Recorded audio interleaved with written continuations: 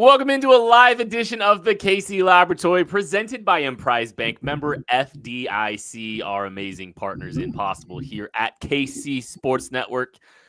Wednesdays are normally Matter days. I'm normally Matt Swanson with 1T. I think we've decided is where that's heading, but it's just a regular amount of Matt today. I'm here with Matthew Lane on a Wednesday. Matty, how we doing? The show's missing something. It's a little bit, it's the T levels are low in here right now. So I don't know what we're doing here, Kent. There's a T in my name. Only one. How many? One. Exactly. No, I'm doing pretty well. We're in that weird spot now where you were like definitely past free agency. And the only thing on the horizon is like the NFL draft. And so, it's kind of a little strange to talk about football right now because all you want to do is talk about the draft, but you also have the next like 45 days straight to only talk about the draft. So, as Kent and Tucker like to remind me, you have to pace yourself and you can't talk about the draft all the time. So you're just kind of in this weird spot where there's not a lot of real football going on. And the only thing that's coming up is still far enough out that it's just a weird spot. Yeah, and you've still got plenty of places that you can listen to some draft talk, and we're going to get into some draft talk as well on this show just a little bit later. There's some little minor moves that we need to talk about, some stuff. But as a friendly reminder, you can pre-order the KCSN Draft Guide right now. The link is in the description of the show if you want 300 plus pages of Chiefs-specific NFL draft content that you can have at the ready during draft weekend and as you're leading up into the draft. And it's $13.99, and you also get 3 months to the KCSN Substack, where there's all kind of great content happening on the premium Substack, access to the Discord, all kinds of great stuff. But anyways, link is in the description of the show if you want to pre-order that thing. It releases April 7th, and you're going to get a lot of draft content when it releases. But Maddie, there was a couple little things that have happened since we last got together.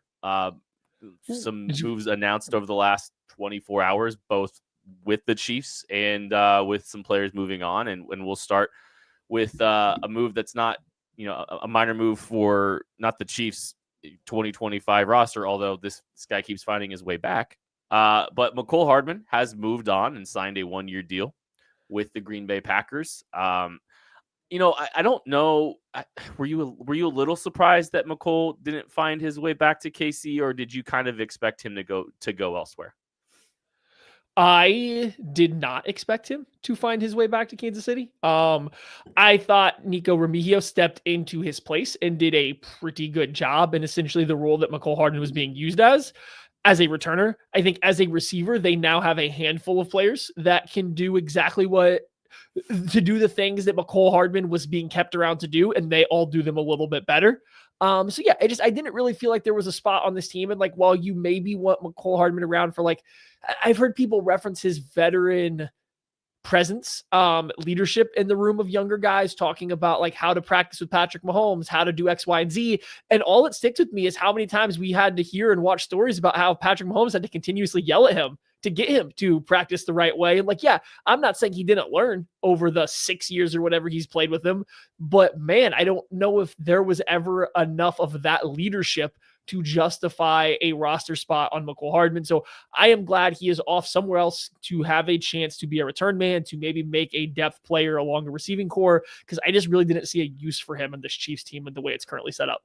Yeah, I did some Packers show yesterday, just getting asked kind of a little bit about, Micole last season, what it looked like for him, why he only had 90 receiving yards. And like, Micole wasn't a factor in the offense the first 4 weeks of the season. He didn't become a factor into the offense at all until Rashee Rice got hurt, and they tried to utilize him a little bit. He had 33 yards on 4 catches the game immediately following Rashee Rice's injury. But I mean, he was basically relegated to return game and gadget plays. And like, that's kind of what his role settled into last season. And then again, dealt with some injuries and some issues there. So, I think, the way the Chiefs play now, it makes it a little bit trickier to utilize, some of that downfield ability that we saw early on in his time in Kansas City, where, he had some really productive years. And I think he's going to put himself in a good situation where, he has an opportunity to be a vertical stretch guy for the Green Bay Packers again down the field. And so I anticipate they'll try to use him in the gadget jet stuff and then try to get him down the field a little bit. But best of luck to two-time Super Bowl champion and a Super Bowl hero in Micole Hardman as he is moving on to the Green Bay Packers. Another minor move that did affect the Kansas City Chiefs roster. Marlon Tuipulotu's back this year. He was on the practice squad, on the active roster for a large stretch of last season, but we really didn't get to see much of him.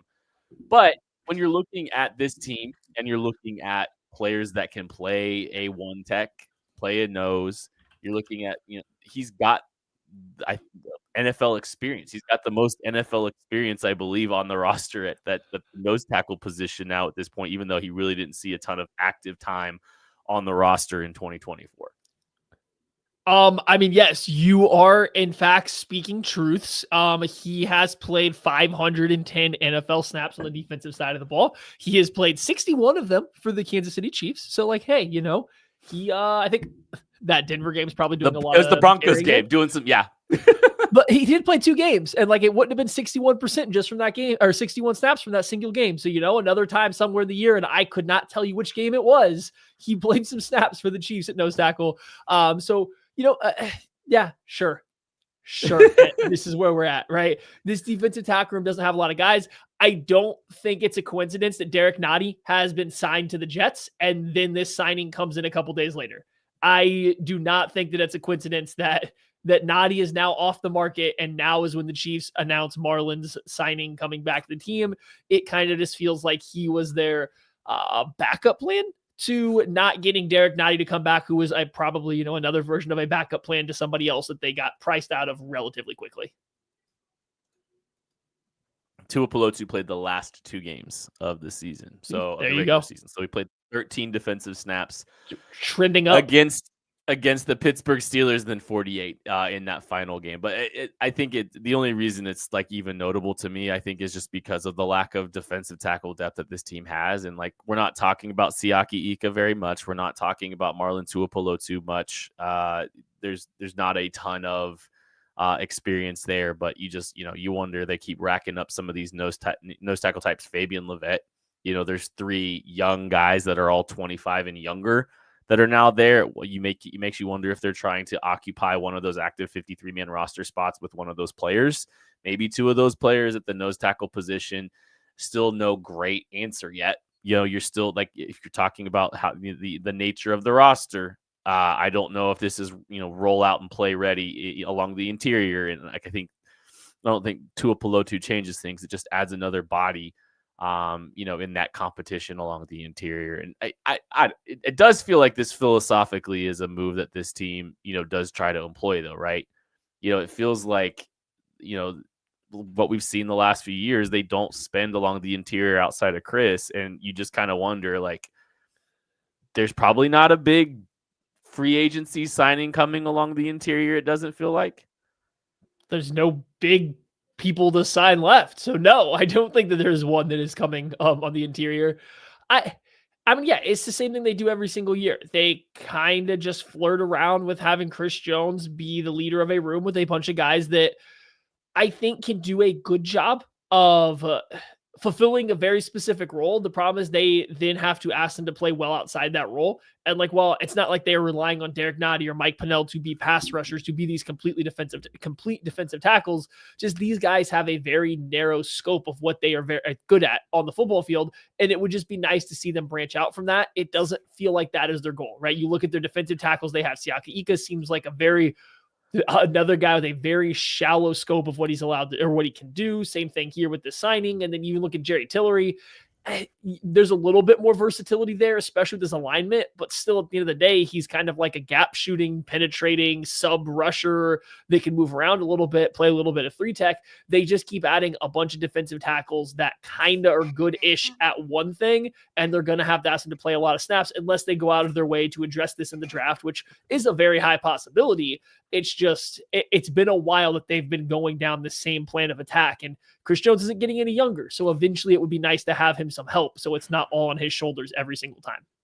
I think as we sit today, and again, it's March 19th, and there's a lot of ball game left. But the defensive tackle room is significantly worse at this point. Turk's a big loss. Turk's a big loss that we're not talking enough about. That dude got absolutely paid, and he deserved it.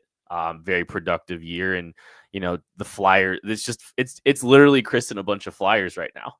Jerry Tillery's a flyer. Gets announced kind of the same way that Marlon Tuipulotu does today, just hitting the waiver, hitting the wire, right?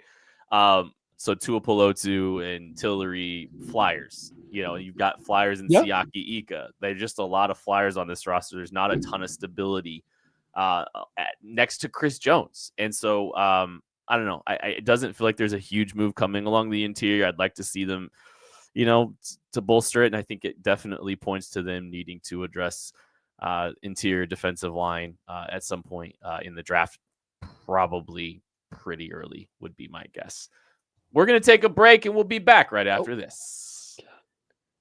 Shop Chiefs tickets and more with no fees. Plus, save big with code KCSN at ticketsforless.com, the official ticket provider of KC Sports Network. Success in real estate takes more than vision. It takes the right financial partner. When someone takes something rundown and turns it into something great, that's called a comeback story. Like Bryan Group. They take distressed properties here in KC, completely rework them, and then turn them into valuable real estate. But that kind of work needs the right bank behind it. Enter Emprise Bank. They're not about cookie-cutter loans. They saw Bryan Group's vision, backed them, and now they're making big moves in Kansas City real estate. Talk about your partner in possible. Emprise doesn't do one-size-fits-all financing. They invest in potential and back growth. Visit emprisebank.com/KC to learn more. Emprise Bank, member FDIC, equal housing lender. Thanks, everyone, hanging out with us tonight here on the KC Laboratory. We've kind of gotten an idea of a lot of the other AFC teams at this point and some of their plans, and seeing some do some good things and seeing some do some not so good things. And I think free agency is about settled itself pretty good. And I think it's worth just kind of examining, where we sit today. Maddie, who do you think the biggest threat to the Kansas City Chiefs is on the AFC side?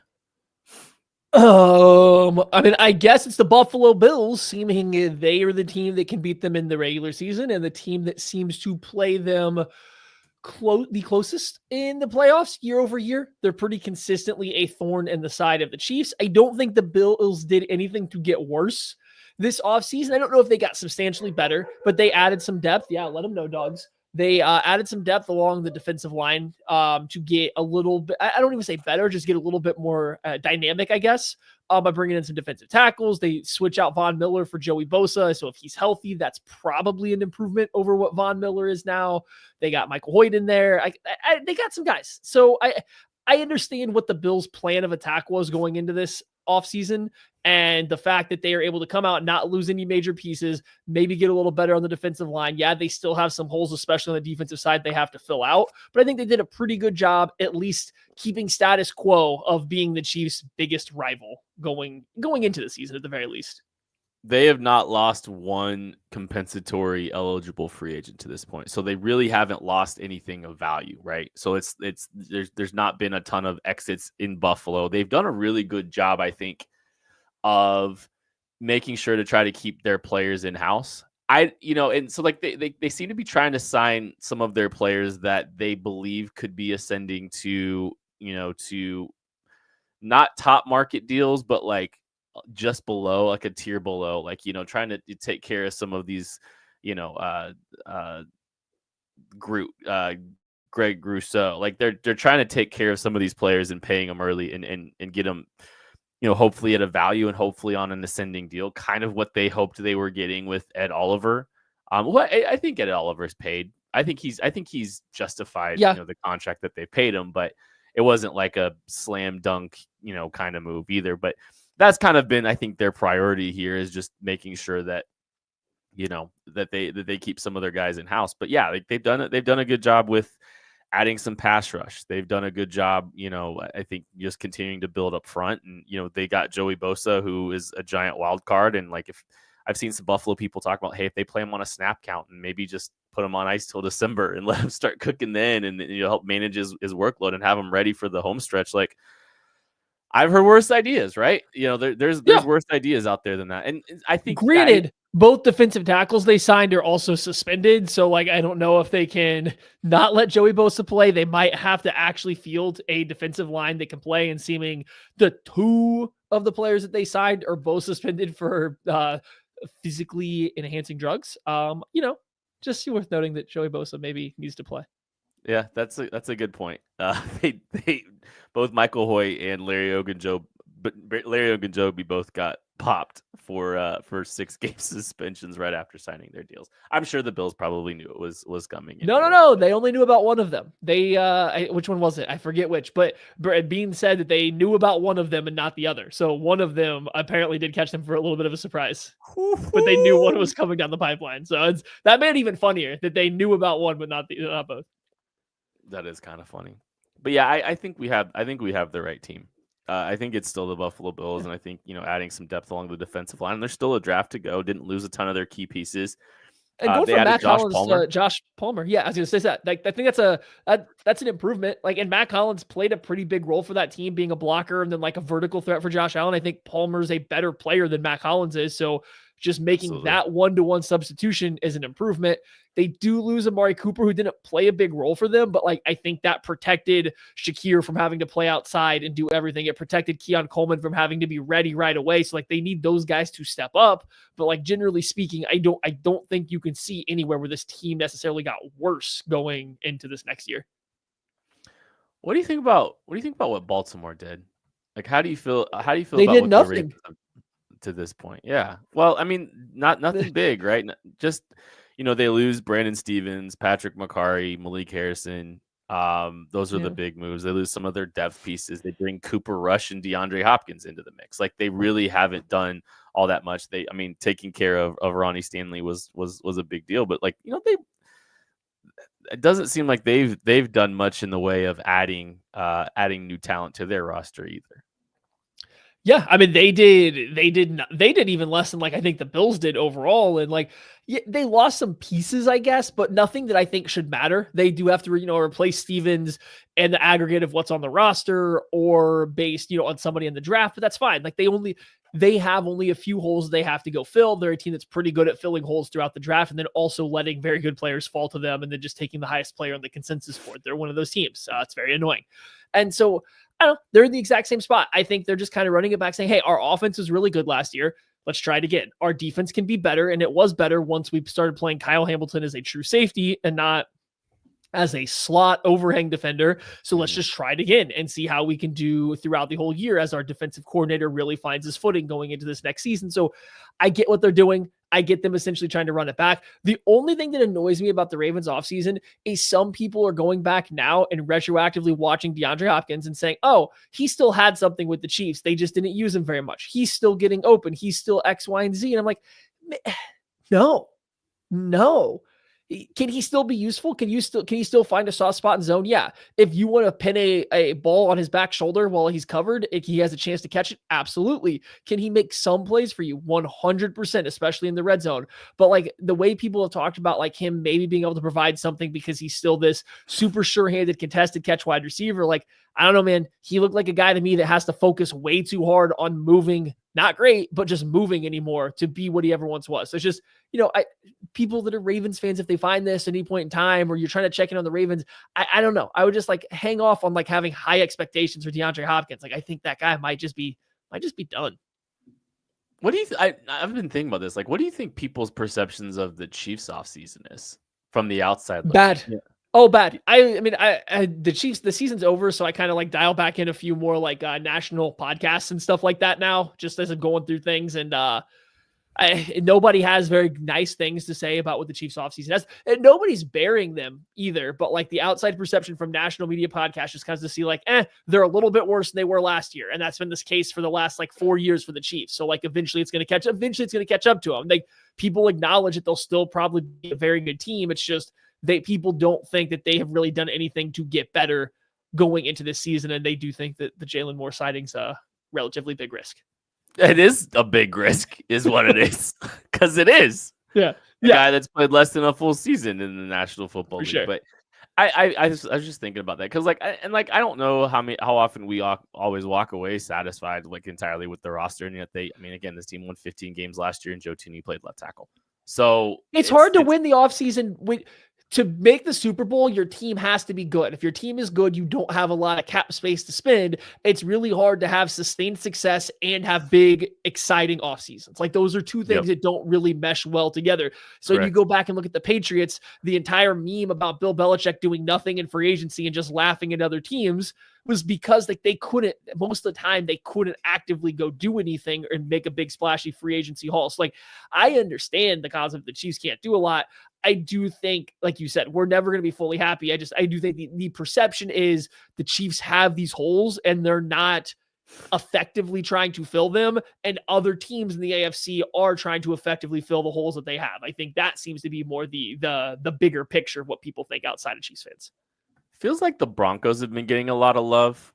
And like I feel like the Broncos have been getting a lot of love for what they've done, and it's not like they've made crazy moves. They've just made some small additions to their defense that could be impactful. We're adding Dre Greenlaw, one of the better linebackers in football pre-injury, who had that really unfortunate Achilles in the Super Bowl last time the Chiefs and the Niners matched up, but really good linebacker, and then adding Talanoa Hufanga to that defense, like those are two dynamic, playmaking physical pieces that you just add to a defense that's already got a lot of really good talented players and a good defensive coordinator. Like I see the vision there, and they add Evan Ingram into the mix too. At the tight end position gives them gives them that joker that Sean Payton was hoping to get. Someone that can run a variety of stuff and be kind of a versatile chess piece. Like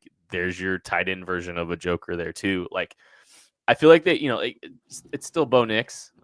Let's be clear. It's still Bo Nix, but like everything else around Bo Nix, like I see the vision for, I see what Denver's doing here. And I think they're doing some good stuff. Yeah.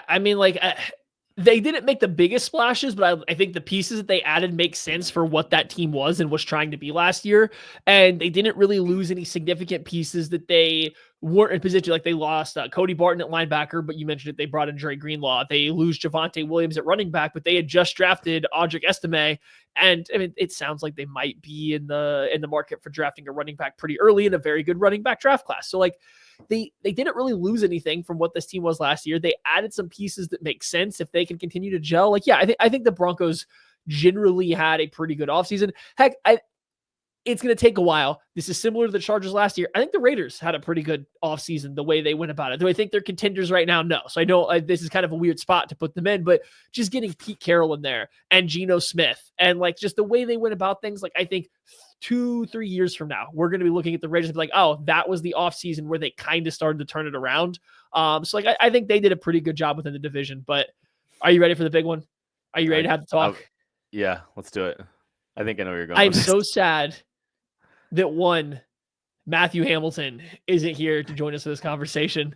Yep. But the Cincinnati Bengals, this team, what do you make of this team paying not one, but two wide receivers unearthly amounts of money, a quarterback unearthly amounts of money, and simply saying, well, our quarterback cried enough on national television, so we had to pay all these guys and get them no other help. How do you feel about this? It's 100% not a smart football decision, and it's a let's try to make Joe Burrow happy kind of move is what it sounds like to me. Like Joe Burrow is sitting like he's on over the cap more than us. I think just trying to understand how all this works and how you can do it and like how this can all, work out. I think it's funny. Like Joe Burrow's like, yeah, I'll help figure. I'll do what I can to help make this work. I didn't see any contract adjustments to Joe Burrow's contract. I didn't see anything to his deals. Instead, they just shelled out a ridiculous amount of money to two wide receivers, to both stay in Cincinnati. And like, look, I think Jamar Chase was a given. It's not the Jamar Chase part of it. I think that is not justifiable. I think it's Jamar Chase and T. Higgins, who I think T. Higgins is a fine receiver, but I don't know if T. Higgins is a guy that I'm willing to shell out that kind of money to be my wide receiver too.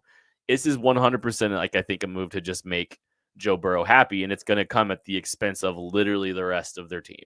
And Trey Hendrickson, by the way, requested a trade this time last year, didn't get it, didn't get a new deal, led the league in sacks, and now the Bengals are caught in the same spot that they were are now, just trying to figure that out now too. So I don't know, man. The tea leaves. It sounds like there's momentum towards them being able to figure out this Hendrickson thing.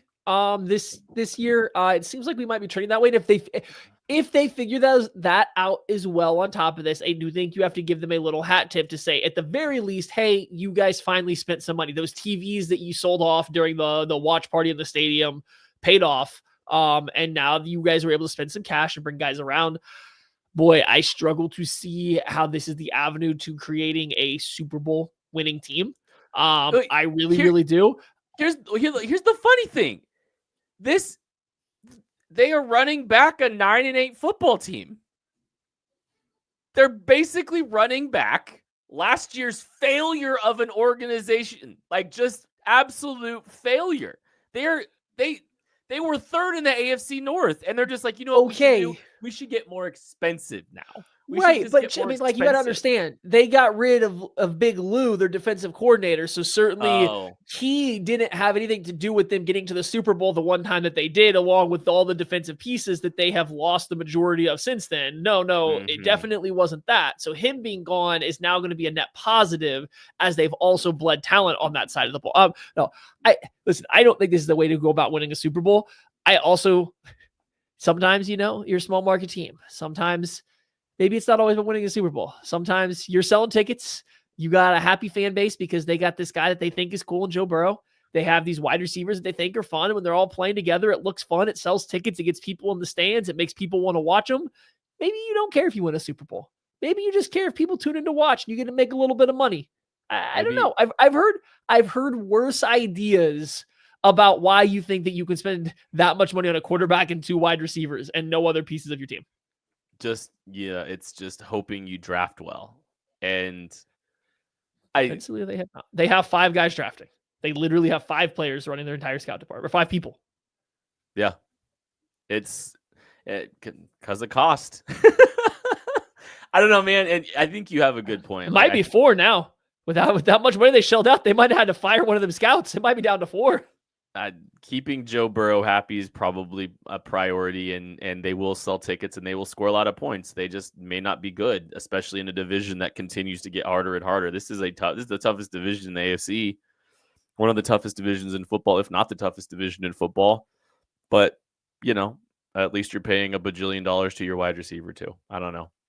We talked a little bit about the running back position earlier this week, and we've been looking at it, and they've got a lot of bodies at the running back spot, the Chiefs do, but it still kind of remains to be seen exactly what the full-fledged plan is, I think, at the running back spot, because I think we both acknowledged it doesn't feel like it's settled. Like, it feels like there still could be options, there could be opportunities for them to add a more dynamic piece. Like, do you think that that's on the horizon, or do you think that they're just going to roll with what they got here? Let's see. I think they're going to add somebody else. I think it's been years that Andy Reid has wanted to have a running back that can kind of do a little bit of everything for him. And they've tried a couple different times. They've tried with Clyde Edwards-Helaire in the first round. They've tried just finding some late round draft picks like Isaiah Pacheco to step in. They've tried just various different signings. Like, they've tried different stuff to get guys that'll work. It hasn't worked. I don't think they're necessarily sprinting to make sure that they get a chance to draft their running back early in this class, but I do think that they want somebody else in that room. I don't think they were happy with the way that room played last year. I don't think they believe that their offensive line was the reason their run game was absolutely terrible. Maybe it was part, but I don't think they feel like that was the whole reason. So yeah, I don't think they can sit there and look at what this room currently is and think that they're going to get anything better than what they got last year, which was very bad. You can't have any expectations out of Elijah Mitchell. It's another year and wear and tear on Kareem Hunt's body. And week by week, he was looking a little bit slower. Yeah, he still has good vision and he has a good feel for how to run, but week by week, he was looking a little bit slower. Isaiah Pacheco, I understand, had an injury, so maybe he comes back healthier, but even still, like when you look towards the end of the season, what he was doing, or even his like career as a whole, I think he's really just better suited off as being a backup running back that essentially brings effort and energy, not your number one guy. So like, I don't think that there's any way they can be happy with the current situation of this running back room right now. I do think that there was more plans to involve Isaiah Pacheco differently last year. Like, I think they were hoping to get more out of him in the passing game, for instance. Just some of the stuff that you saw in training camp, some of the stuff you saw a little bit in the preseason. I think even, I think there was a vision for him. His workout videos. I did not say that. I do think that they wanted to try to get him a little bit more involved in the passing game last year, and it obviously because of the injuries, it just never really fully materialized. We know what Kareem Hunt is at this point.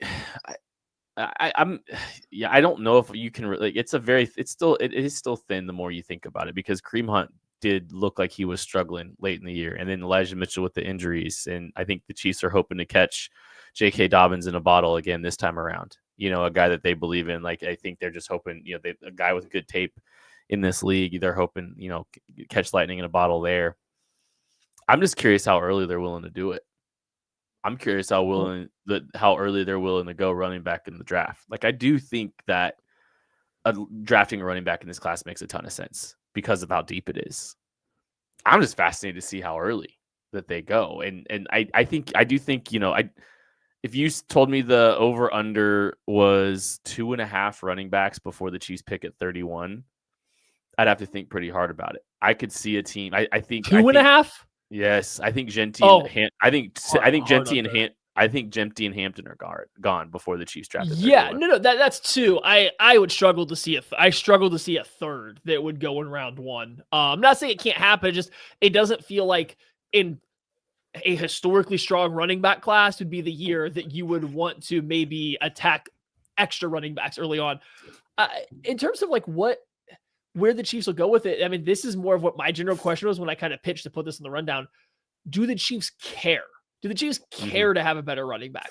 Are they ever going to actually run the football? And this is like a giant philosophical question. And so I love that you kind of waited, to put this before a break. And so, do you want to take a quick pause, go to a break real quick, and we can come back and talk about the running back for a little bit? Sure. Okay. Tucker, we're going to take a quick break, and we'll be back right after this. Thanks for listening to KC Sports Network. Make sure you download our new app. Find it on the App Store or Google Play. Just search KC Sports Network. Entertain, educate, inform. KC Sports Network. Yeah, Tucker dead to rights, man. Man, I did. We had him. You should have seen his face when we said Tucker. I wish you wouldn't have said his name. I was just going to wait in complete silence until he realized what was happening. It would have been perfect for the audio stuff. Tucker, it wasn't anything dire, right? We're all good, yeah? Everyone. Oh, he's not even jumping on the mic. He's just going to give us the thumbs up. Yeah, he says, no, we're good. Okay. No, it was fine. It was fine. Okay. I wish I could have screenshotted your face. Oh! I was watching a recipe actually. I was figuring out what I was gonna make for dinner. It is gonna be 9:00 before you start making dinner. Yeah, you guys know how I roll. Yeah, but like, what are you making?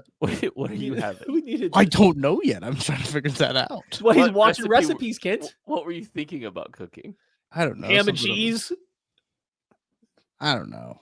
I've got to that point yet, obviously. I hope you were just watching like a peanut butter and jelly roll-up video, and you're like, dinner. No, nothing like that. Okay.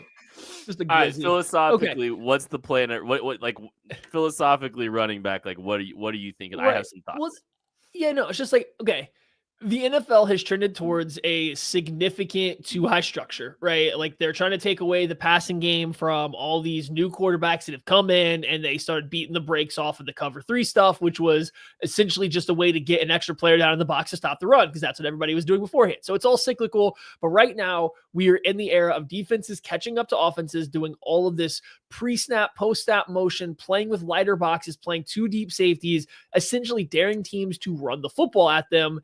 And we've seen some teams that are very good at it, and then we've seen some teams that aren't good at it. The Chiefs fall in the latter group. They're not very efficient with their run game. Now, how much of that is the blocking? How much of that is the running backs? How much of that is Andy Reid in a lack of interest and or desire to lean on the run game? And I don't mean become an under the center power run team, but when teams are going to continuously give you these looks, and the Chiefs, as much as any team, get very favorable looks to run the football in terms of light boxes, in terms of leverage on second level defenders, so on and so forth, you got to be able to take advantage of it. And there's a big difference between Kareem Hunt, Mr. Kareem Hunt, getting 3 yards on 1st and 10 and a good running back getting 6 yards or 7 yards on 1st and 10 because they get to the hole a little bit faster, because they can make a guy miss, because they read out the play a little bit better and they can actually act on it in a way that these other running backs the Chiefs have can't. So is there any point in time when we think about like the Chiefs offensive execution and their plan in which we think the next step is to finally go, okay, we don't need to be an under the center power run team, but maybe every time we get a good look, it's not an RPO where Patrick Mahomes is just reading the leverage of a cornerback and deciding to throw the football. Maybe we just call 40% run plays when we get these good looks, and we actually try to use a running back to the best of their ability to get teams out of these too high shells, to get them from playing so passive, so that our best of all time quarterback actually gets to play the game with a little bit more freedom. Will they ever do that? I don't know.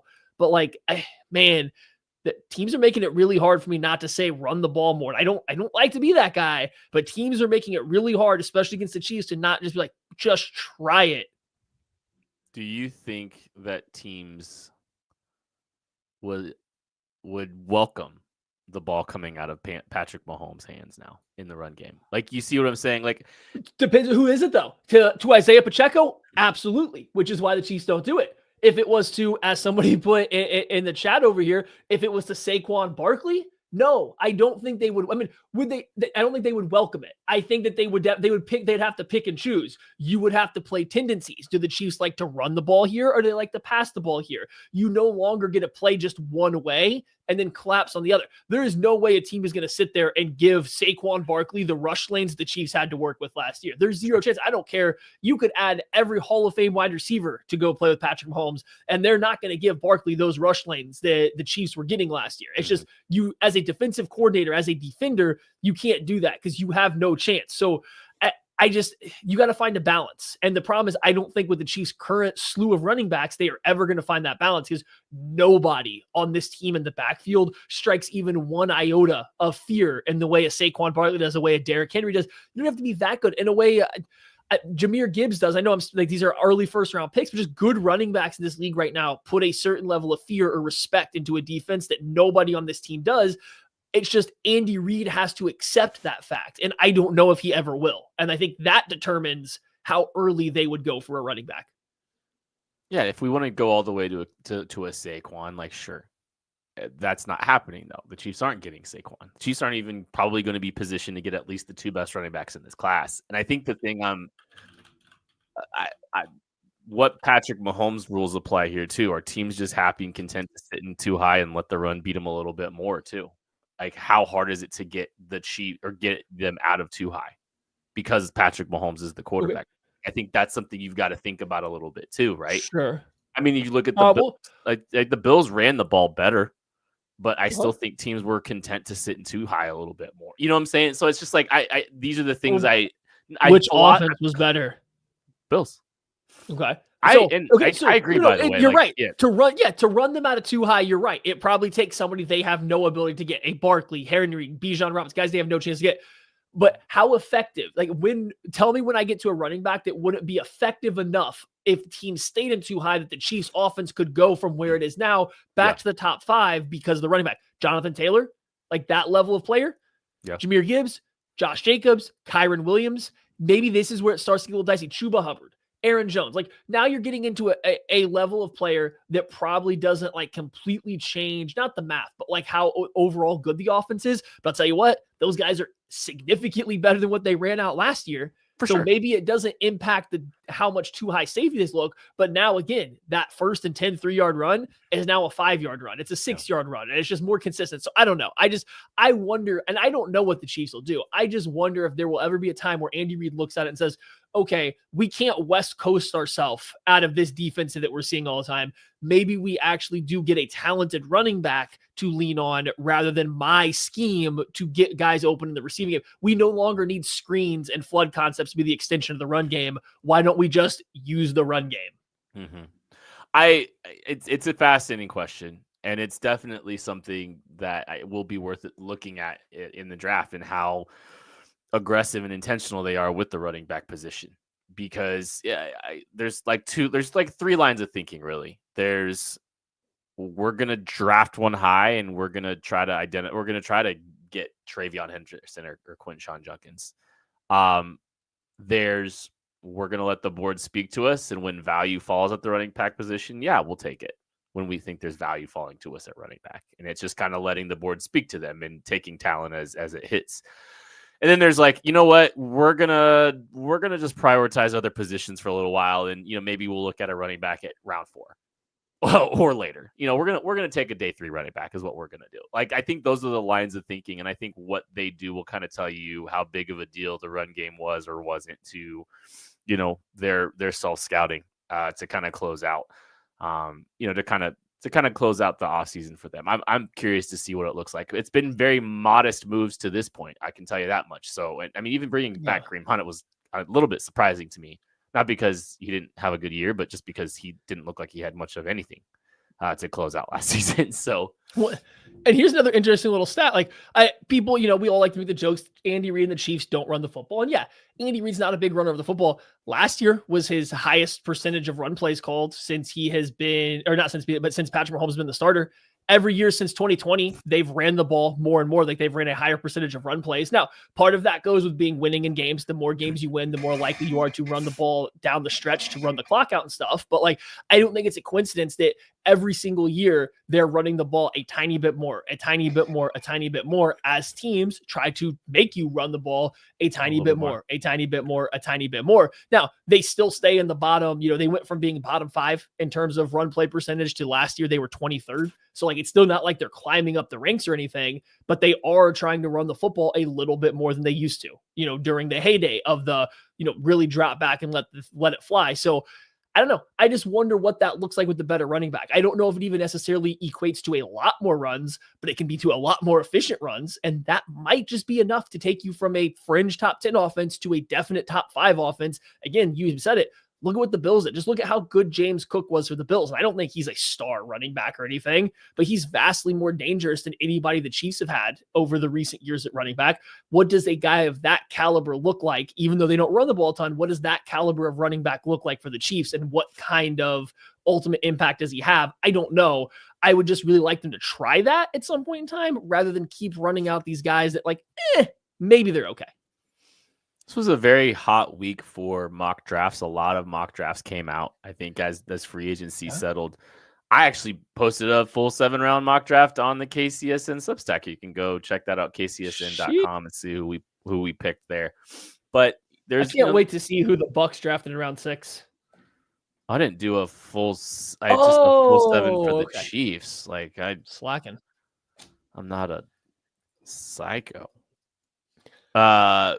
But there's been a lot of mock drafts that have come out recently, and so we thought we'd just look through a few of them and talk through how we would feel with the Chiefs making certain picks at pick 31. So, Matt, I'm going to give you this list with the 31st pick in the 2025 NFL Draft.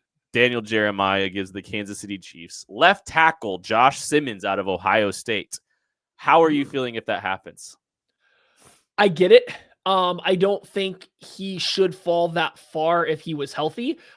Part of my brain would be like, he fell this far. Do I really think that if he fell this far, there's got to be a reason? The medicals must not be great, but at the same time, the Chiefs have a lot more access to him than I do. And if they pass him, who am I to sit here and say, just because those other 30 teams or X amount of teams didn't pass him and the Chiefs did means that those other teams are correct. So I generally would feel good about it. I don't know if he'd be ready to start this year. He definitely would be a left tackle of the future. Maybe midway through the season, if Jalen Moore struggles, he gets to take over that spot. But that is your one avenue, I think, is somebody like Simmons falling that far to really get an offensive tackle that is normally not available at pick 31. That's getting a Christian Darrisaw-esque level player that fell to 31 because of an injury reason that normally wouldn't fall there. So that would be a pretty darn good pick. It's like it's I don't want to say creative because it's just value falling, but it's maybe, willing to take a little bit of a medical risk, because of the injury if he falls down there. Because you're right. Like I don't feel, and here's the thing, like Daniel Jeremiah is more plugged in than anyone, and he says he does mock drafts with his ears and not his board, essentially, with his eyes, with his ranking. So he's going to do it based on kind of what he's hearing. Daniel Jeremiah having Joshua Simmons down there at 31 is worth paying attention to. And I don't know if it speaks necessarily to the medical, because I don't think it's the tape, because the tape is quite good and it should be warranting a higher pick. And so, yeah, you do wonder just like how serious are the medicals there with him. But, if the Chiefs pass him, like, Joshua Simmons is the player that can make this offensive tackle position quality and capable moving forward. Yeah.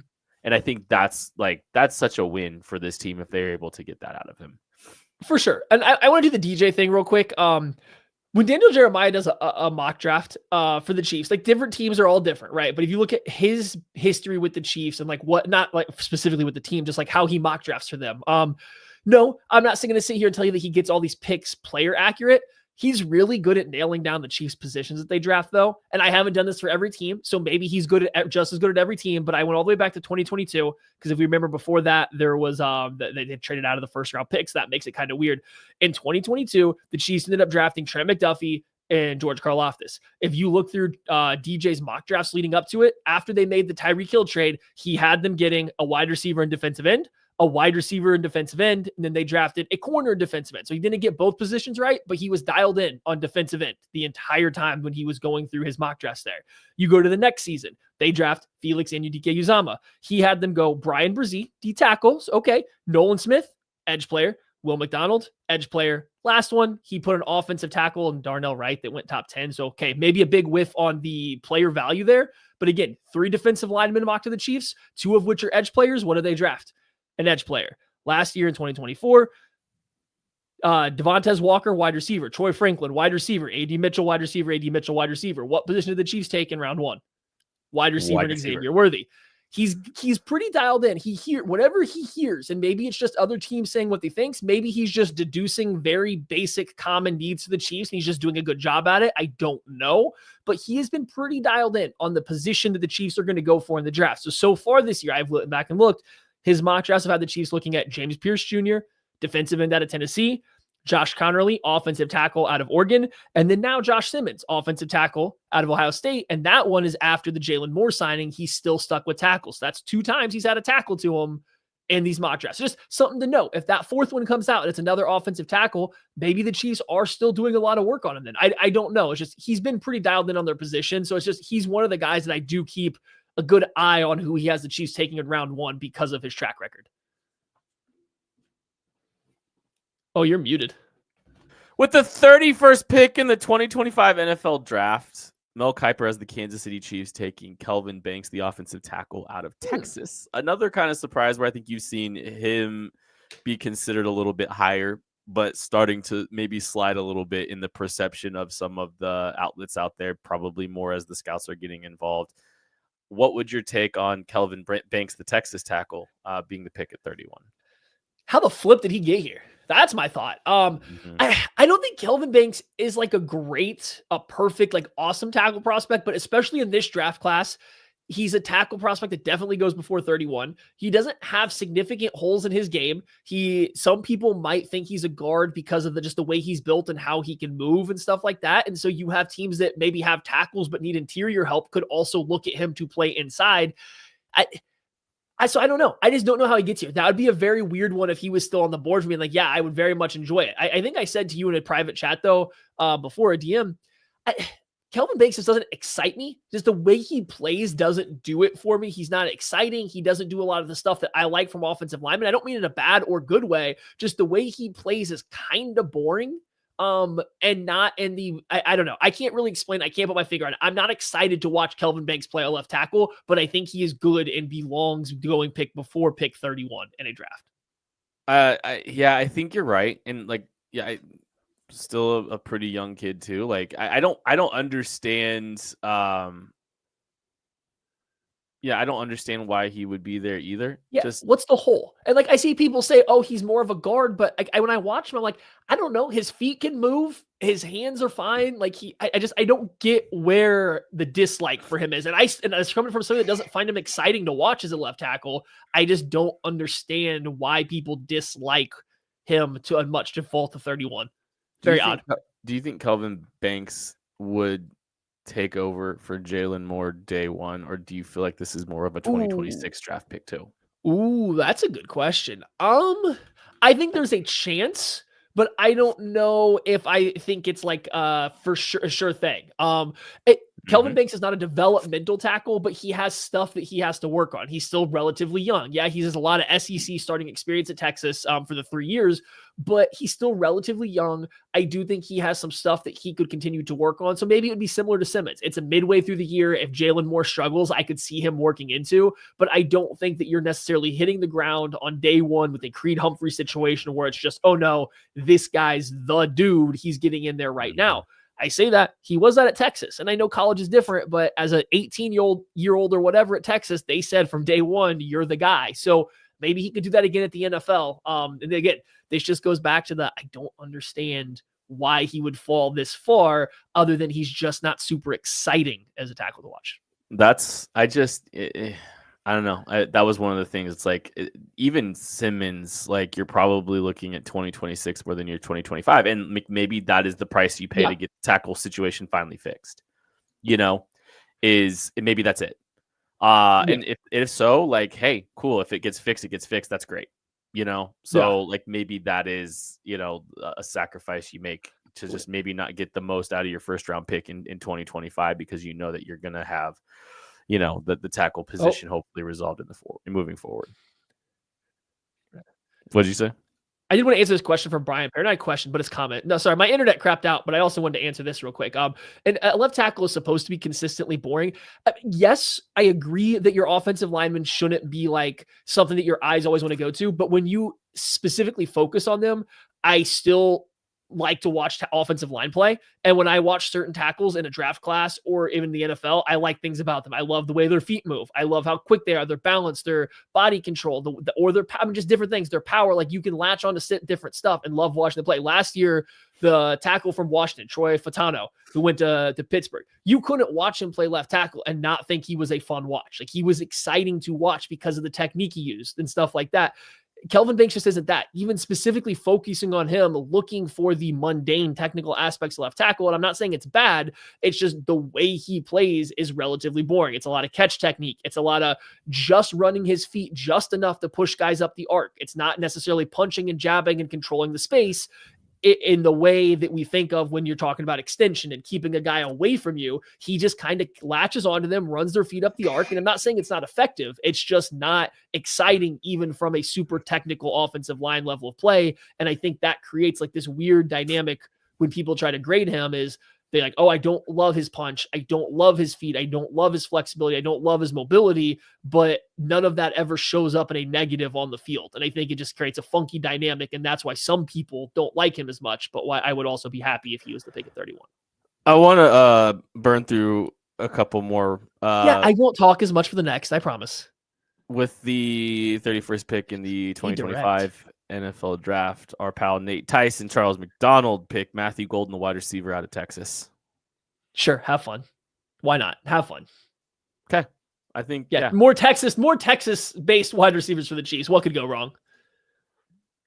There's no way that ends badly. Like he went to Houston or anything before that, so it's not like he has roots in Texas. Nah, we're good. Would be fun. With the 31st pick in the 2025 NFL draft, Ryan Wilson has the Chiefs taking Darius Alexander, the defensive tackle out of Toledo. How you feel? Torn. Fun player. Like the player. I think I like him more and more every time I watch him. fan of his game. If you really want to hear me like go all the way break him down, if you are you should subscribe to the KCSN Substack, kcsn.substack.com, kcsn.com. You can find the links to it from there. You get an invite to our Discord. In there's a channel for film rooms, and I have done a film room for all the subscribers, and we just did Darius Alexander. So all of the thoughts are there. But the brief synopsis is strong, powerful, good technique. I love his hand usage, and I think that he can come into the NFL day one and be ready to play because, well, he's a grown man at 24 years old. So he's definitely older, which turning 25 during his rookie season. Yeah, it makes me a little nervous for a round 1 pick. I like that a lot better as a later round 2 pick or something like that. But I get it. I would get it because he can play next to Chris Jones for a year or two. He could take over for Chris Jones as your starting 3 tech. I really like the player. I just get nervous with the age and the step up going from Toledo into the NFL and then also needing him to be good right away because he is going to be 25 years old. But I do like the player. It's just the value's a little early for me. And to be fair, like challenged himself against, I think some SEC opponents over the course of his career, challenged himself in the Senior Bowl and performed very well there. There's some traits that I think Steve Spagnuolo would really like he's really good dropping in coverage, for instance. Like he's a guy that you can drop out there and he can do some of that stuff. He can rush the passer, he can affect the passer, obviously. Great first step. And he disrupted at the Senior Bowl too. So to be fair to him, like there's some tape of him against higher level talent and doing some really good stuff there. It is just the age for sure. How do you bake into that the projection for him? Is this what he is? And by the way, what he is quite good. But it is a tough projection, but it's a really talented football player, and it's just age for me at this point. Like if he was a 22-year-old kid, if he's 22 years old, the Chiefs probably don't have a chance to draft him, would be my guess. Right. Yeah, no, and I'm with you. And there's still the Toledo aspect, but you're right. He played against a couple SEC teams. He played against one of his best games was against Pittsburgh, and that's not SEC, but that's still a Power 5 team. And there was at no point in time in any of these games where he looked physically outmatched. Was there times where there was a run concept that he didn't identify right away because he's playing at Toledo?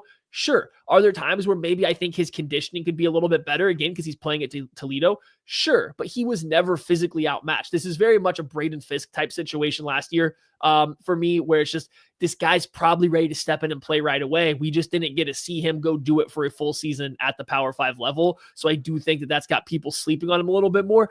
And also, I don't know if you have to take him at 31 and you couldn't get him a little bit later, whether you traded down from round 1 or up in round 2 from one of your picks. So love the player, would love the Chiefs to have him. I would get over the early, the high value for that player, after a week of the draft and you just realize, okay, now he's on your team. It doesn't matter where you drafted him. But in terms of just seeing at pick 31 and that name come up, there would be a little bit of, he's my age. So why are we doing this?